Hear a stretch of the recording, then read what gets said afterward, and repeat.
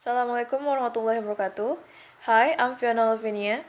We present to you our article entitled Exploring the External Causes of Fossilized Pronunciation Errors Employed by Graduate Students in Classroom Discussion at Universitas Negeri Padang. An inevitable phenomenon that tends to occur in acquiring second or foreign language is language fossilization. Fossilization can occur in every linguistic domain, including speaking. This could happen if there is an error in one of the subskills in speaking, especially pronunciation or fossilized pronunciation. Apparently, this phenomenon happens to graduate students who have already studied English for years at university. This fossilization of pronunciation may give a negative effect to the learner's status of proficiency. Furthermore, it can also affect the learner's professionalism as the academic practitioners, future teachers, and model of EFL.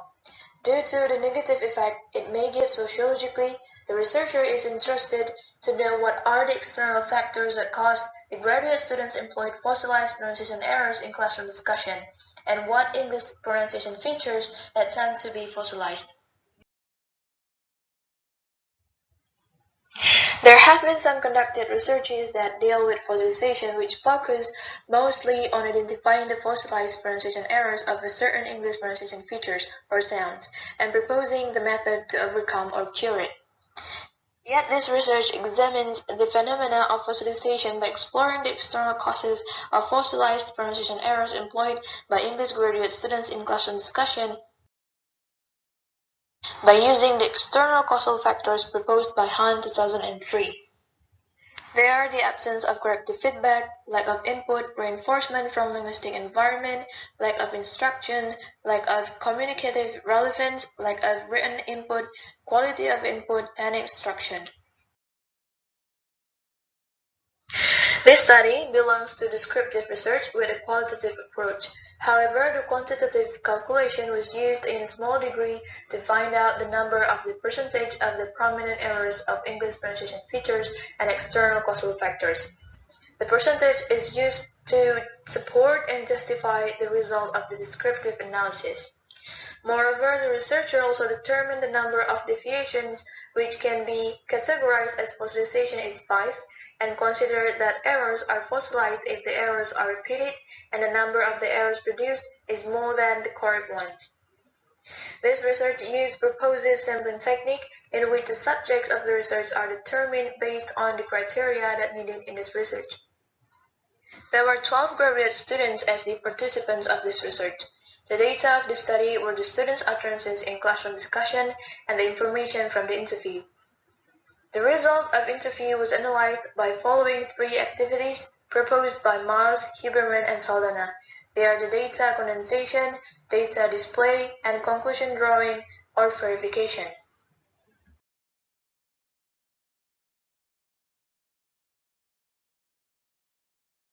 Out of 7 indicators of the external causal factors of fossilization proposed by Han, the findings showed that all of the indicators are causing the students' fossilized pronunciation errors. The prominent cause was reinforcement from linguistic environment, with the percentage 22.22%, followed by lack of written input for 20% and lack of instruction and instruction for 15.55%. The first notable finding from this study is the reinforcement from linguistic environment. The students, as the foreign language learner, mostly get the exposure of English from the classroom. Therefore, classroom is the only linguistic environment that requires supposedly the use of full English from the students. Most of the students explain that when they do pronunciation errors in the class discussion, the environment, like teachers or lecturers or other students, did not or rarely give any responses. This is because their environment could still understand them despite the errors in their pronunciation. The data from the interview shows that there was no reinforcement from the student's environment to use proper English. It makes the student think that their communication needs have met his or her purposes, which cause the motivation to improve wanes. In addition, the rareness of teachers or lecturers in using English and the environment that mostly have improper pronunciation are also the cause of the students' fossilized pronunciation errors. This finding shows that the contingent consequences or reaction after behavior of communicating are in fact an important driving force in language acquisition as suggested by Skinner 2013. The reinforcement includes social reinforcement by even the subtlest reactions of listeners, which affect who we talk to and how, and potentially automatic reinforcement by auditory feedback from our own speech. The immersion program also includes SD reinforcement from the environment, in which the teachers can simulate an immersion environment by establishing an English-only area in their institution and by insisting on all communication with them being in English. Yet, if there is a divine input from the teacher or the peer in immersion program, the stimulus will not have an effect. Those divine input has been noted as a possible cause of persistent output errors. In conclusion, the contingent consequences of communicating might be useful to increase the desired behavior, or to replace a problematic behavior, or to extinguish a dangerous or difficult behavior. So in this research, the absence of reactions or consequences after students' problematic behavior is playing a major cause in the emergence of fossilization, and also the linguistic environment that rarely use English and do not use the proper English pronunciation is also included as the lack of reinforcement from linguistic environment. The findings also show that fossilized pronunciation errors are caused by lack of written input. Pronunciation practice is obviously related to speaking and listening, but it is also intertwined with both reading and writing, as Darcy in 2018 says that practicing spelling sound correspondences develops greater familiarity with orthographic forms, which helps learners in the process of recognizing written words. In summary, the love of students' literacy awareness leads to fossilization. They believe the input that can enhance their pronunciation is only through movies and songs, which means only through listening, while in fact it is also intertwined with both reading and writing. The third cause is lack of instruction and instruction. The lack of instruction talking about the lack of references in terms of number in teaching pronunciation, while instruction talking about an appropriate or ineffective method used. How to teach pronunciation or how the instruction should be carried out has been the issue among the studies of pronunciation instruction. The focal point of controversy has been the mode of instruction that is explicit or implicit. There are a lot of scholars who favor implicit instructions, yet there are also many of them who proved that explicit is better than implicit instruction. Yet the researcher takes a stand alongside McWhinney and Kisling, who say both types of instructions are equally give significant effects on pronunciation learning, and the students who receive both instructions would seem to be a no-less proposition.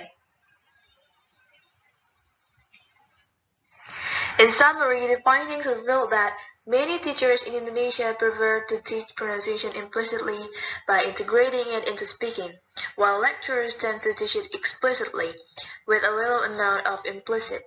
It would be great if these two types of instructions were implemented.